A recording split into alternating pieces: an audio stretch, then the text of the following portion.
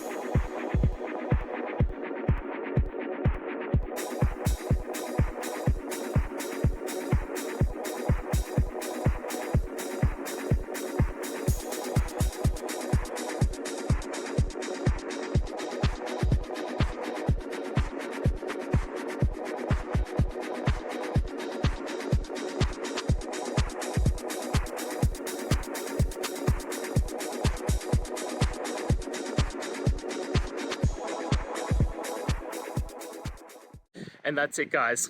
I hope we've gone through the question and found that solution you're looking for. And look, if we did, please hit subscribe. I'd really appreciate it. And until the next time you need technical help, I hope you have a good one. Cheers.